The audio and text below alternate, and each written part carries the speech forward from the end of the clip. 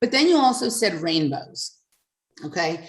And we do look a lot at FPV Angel, right? And they just put up a new video last week that was very intriguing to me. It was a short video and they titled it Operation Rainbow Warrior.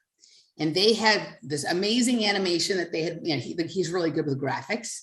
And he was kind of showing how you can use rainbows to, if you can figure out the location of like where they start and end and use those coordinates, like you can figure out where the particle accelerators or the angels are, because it is the rainbows occur in places where they're reflecting what's going on underground. And according to them, obviously from their ongoing narrative, that the system or the machine or whatever is inside the earth is like the activation is happening now. It's a 400-year cycle of it being more active and then dormant and whatever, and it's being highly activated right now. And so there's like a lot of rainbows, right? Because the thing it's being used, a lot of sundogs, a lot of these kinds of things that we look in the sky and go, wow, that's amazing. So they had in this video, it was short, I'll attach it here.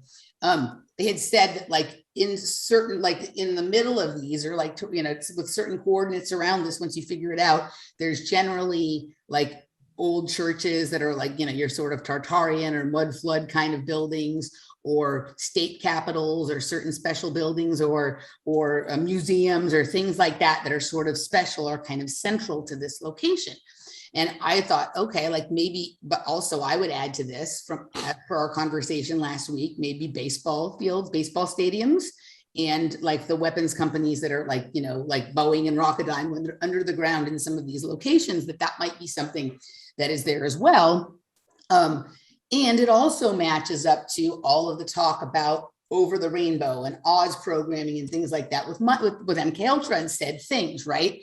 And so this name Operation Rainbow Warrior kind of really appealed to me. And this idea that we can like actually use things we can measure and experience to figure out where these things are, right? And start to understand how that system goes. Because I'm going to try it. I'm going to go see, because I like this stuff. I'm really good at the spatial and particularly with like non-material things like a rainbow or seemingly non-material. So I'm that you've piqued my interest with those two things. So they're trying to collect people's experiences to figure out where the 144,000 of these would be.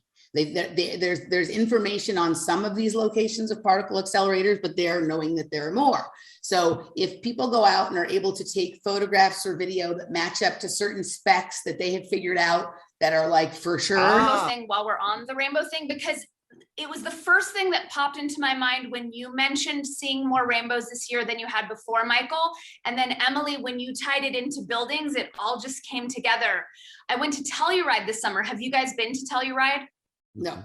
So Telluride is teeny tiny, and it's basically one main street.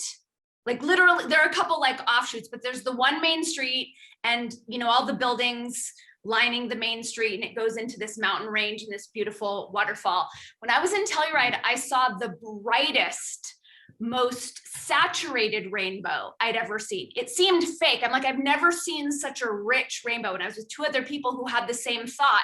And then what I immediately leapt to was the Masonic Temple in Telluride, because it's such a small, tiny town, but the sign is really large and prominent on this one street. And it's rainbow and disco-y and like, just such a different rainbow disco-y Freemasonic sign. Yes, and that's what I was looking for as you were talking, Emily. And then when you tied it into the buildings, I'm like, okay, this is nuts. I've never seen a Masonic sign like this. It looks like it's like if an 8-year-old bedazzled it. It makes perfect sense to me. It makes perfect sense to me.